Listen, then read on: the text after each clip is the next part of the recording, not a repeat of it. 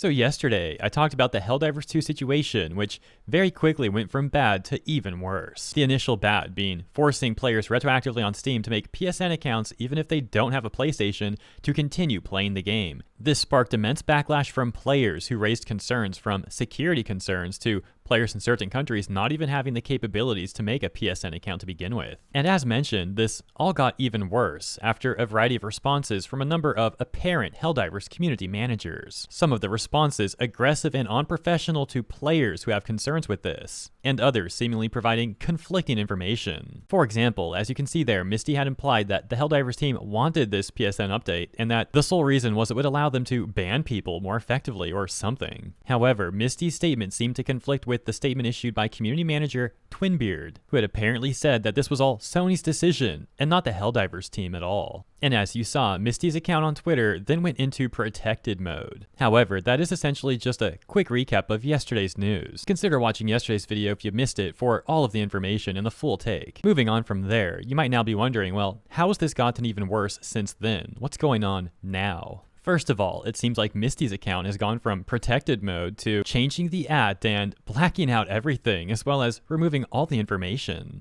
Another account, Catherine Baskin, claiming to be community and social for Helldivers, has also since gone into protected mode. On top of those two, there's also Spitzer, claiming to be community manager for Helldivers 2. And once again, this account has also gone into protected mode. This has caused even further backlash to Helldivers because players are saying that during a time where players need communication more than ever, it's a terrible look to have most of the community managers going radio silent and essentially going into hiding. However, it seems the CM Twinbeard has been getting the most positive reception for how he's been handling the situation, and as of recording this video, his account has not gone into protected mode. There's also been a few Discord updates regarding CM Spitzer, who has acknowledged the universal backlash over this update and claims that the team is looking for better options.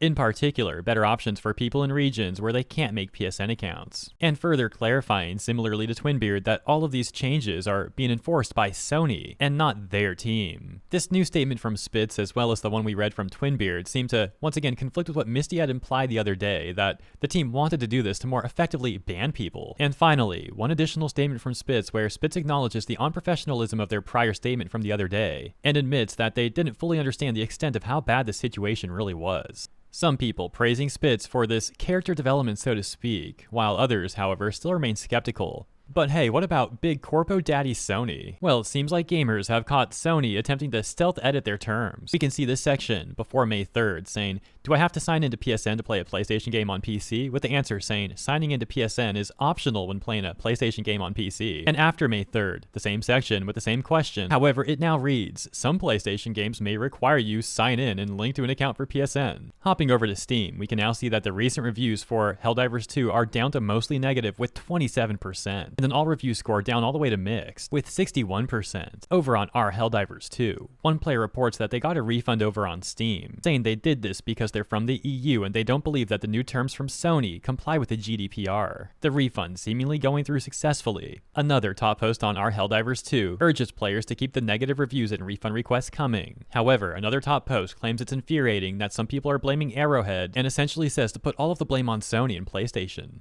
A top response to that post, including an image from Spitz, one of the ones from Discord that we went over earlier, and says, this implies to me that they do in fact have a say in the matter regarding Arrowhead. If they can deny the change for some, realistically they should be able to deny it for all. So you can see that players are still piecing this full puzzle together, and it does seem reasonable to conclude that the majority of these issues do stem from Sony. However, that doesn't mean Arrowhead can't be criticized at all, in particular for how some of their CMs have handled this situation. Ultimately, it's a shame Helldivers is having such a fall from grace, although they clearly have some options to save goodwill, depending on how they end up handling the rest of the situation. And they do seem to be in talks with their partners over at Sony, so we'll see how this concludes in the future. Thanks for tuning in, and as always, I hope you enjoyed this segment. If you did, consider liking and or subscribing, and I'll see you in the next one. Have a great rest of your weekend.